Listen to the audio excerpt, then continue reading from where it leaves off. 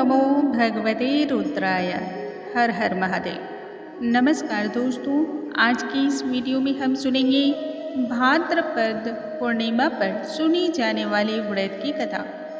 भाद्रपद पूर्णिमा के दिन भगवान श्री शिव शंकर और माँ पार्वती की पूजा अर्चना की जाती है और व्रत रखा जाता है।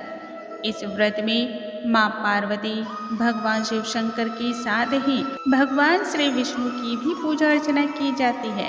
जो भी व्यक्ति भाद्रपद पूर्णिमा पर भगवान शिव शंकर और माँ पार्वती की इस व्रत की कथा को सुनता है अथवा पढ़ता है या किसी दूसरे को सुनाता है, उस व्यक्ति के जीवन में तमाम तरह की सुख सुविधाएं सदैव रहती हैं। उसे कभी किसी प्रकार का कोई भी कष्ट नहीं छू सकता है।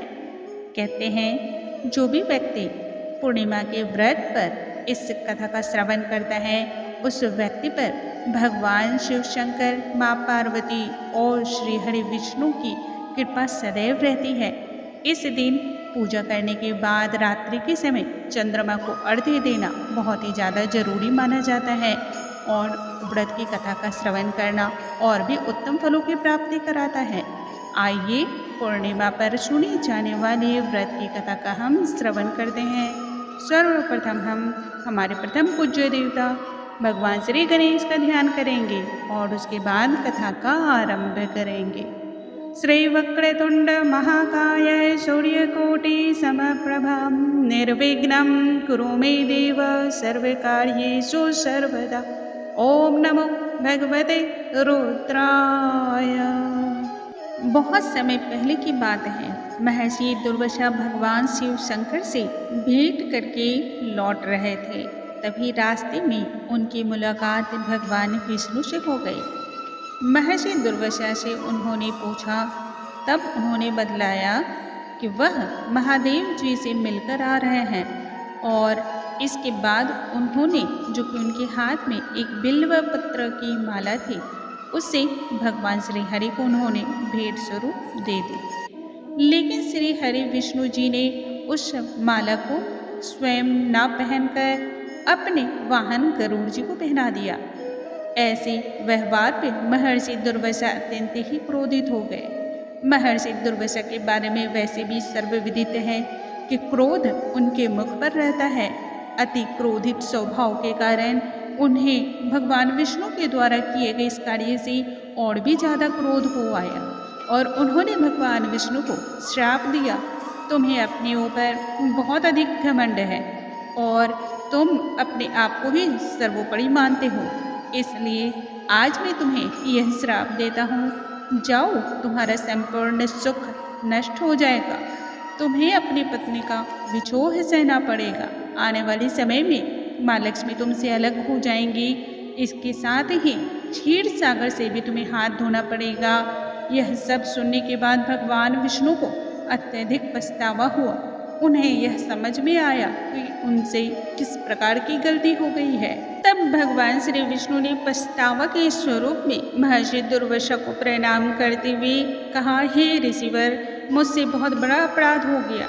हमारी मनसा यह बिल्कुल भी नहीं थी। मुझे अपना वाहन गरुड़ अत्यधिक प्रिय है, सो उस प्रेम के वशभूत होकर के आपने जो बिल्व पत्र की माला मुझे दी थी, वह मैंने गरुड़ के गले में डाल दी। मैं ऐसा कभी भी कोई भी कार्य नहीं कर सकता जिससे आपको नाराजगी उठानी पड़े या मेरे किसी भी स्वभाव से आपको किसी भी प्रकार की पीड़ा का अनुभव हो। महर्षि, इसके बावजूद भी आपको मेरे इस कर्तव्य से और मेरे द्वारा किए गए इस कृत्य से आपको परेशानी हुई, इसके लिए मैं आपका क्षमा प्रार्थी हूँ।